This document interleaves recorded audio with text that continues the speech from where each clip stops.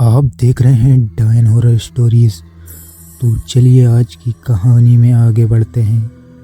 यह कहानी श्याम और उसके दोस्तों की रहती है, जो कि अपने दोस्त के बड़े भाई की बारात में जाते हैं।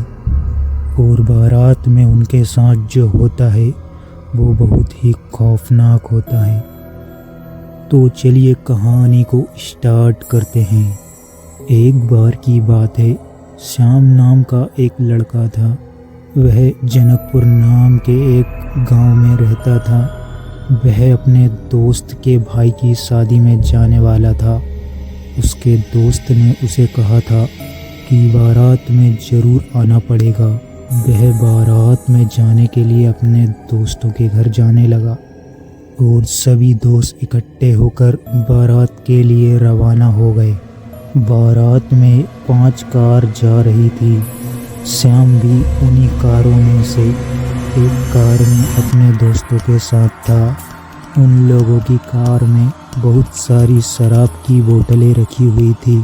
2-3 बोतल तो उन्होंने कार में ही पी ली थी। बारात लगभग पहुंच ही गई थी। सब लोग कार से उतरकर बारात में शामिल हो गए।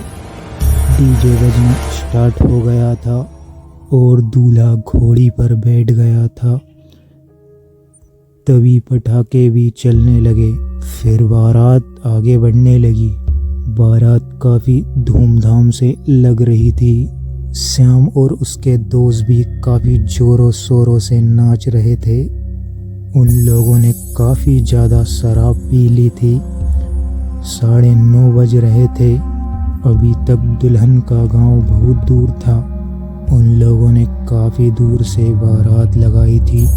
श्याम और उसके दोस्त नाचने के बाद बारात से थोड़ी दूर एक रास्ते पर चले गए। वह रास्ता नैनपुर जाता था। वहाँ पहले गांव हुआ करता था। अब उस गांव में सिवाय खंडर के कुछ नहीं दिखता है। वह उस रास्ते पर सिगरेट पीने के लिए आगे बढ़ने लगते हैं। थोड़ी दूर आगे बढ़ने के बाद एक बोर्ड आ जाता है, नैनपुर गांव। वह उसी बोर्ड के पास बैठ जाते हैं और सिगरेट पीने लगते हैं।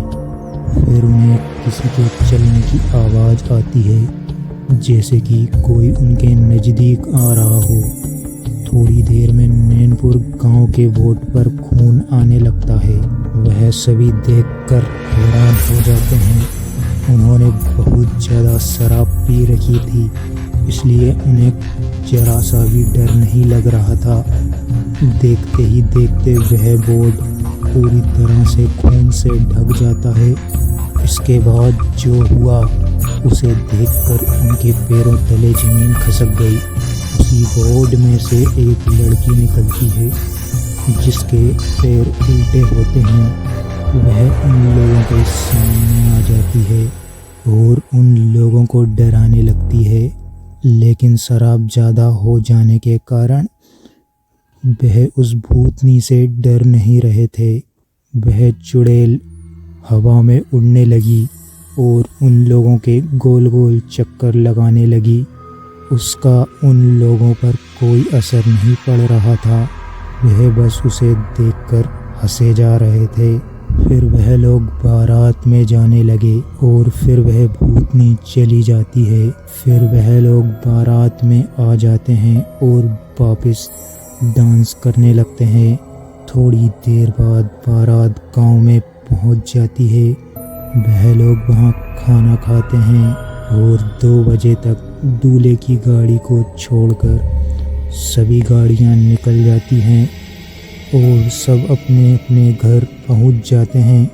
श्याम और उसके दोस्तों की सुबह 10-11 बजे नींद खुलती है। वह सभी लोग उठकर अपने अड्डे पर पहुंच जाते हैं और बोलते हैं कि रात को हम कहीं दूर किसी रास्ते पर गए थे, वहाँ कोई लड़की दिखी थी। वह सब बोलते हैं दिखी तो थी, पर वह उड़ कैसे रही थी। उन लोगों को रात का पूरा हाल याद आ जाता है। वह लोग हैरान हो जाते हैं। कि वह कोई इंसान नहीं थी।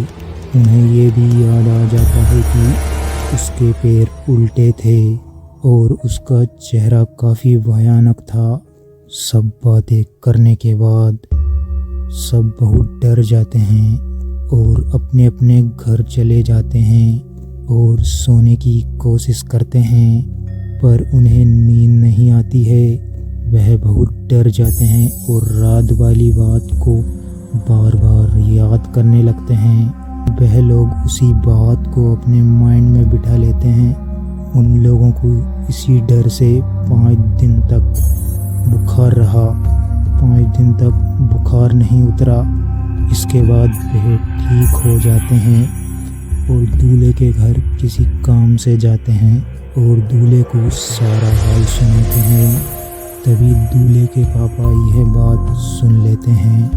हाँ, ये बात तो मैं सभी लोगों से कहना ही भूल गया। नैनपुर का रास्ता पास से ही गुजरता है, वहाँ किसी को मत जाने देना।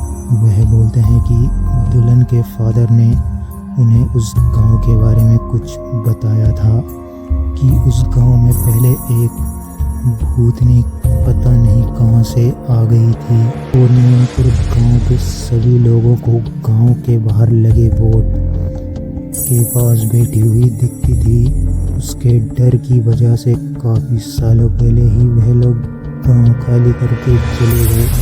उस समय से गांव कोई नहीं जाता है।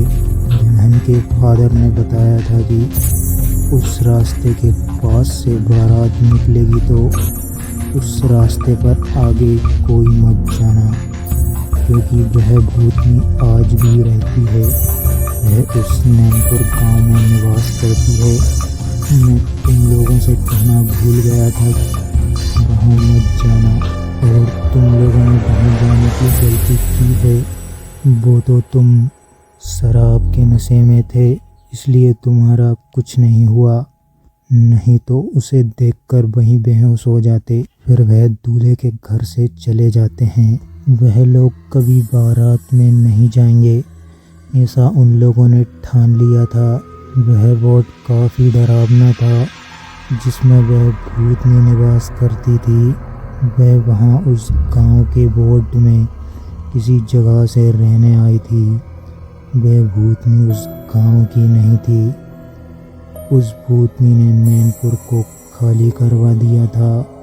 तो दोस्तों, कहानी में बस इतना ही। मिलते हैं ऐसी ही किसी खौफनाक कहानी में।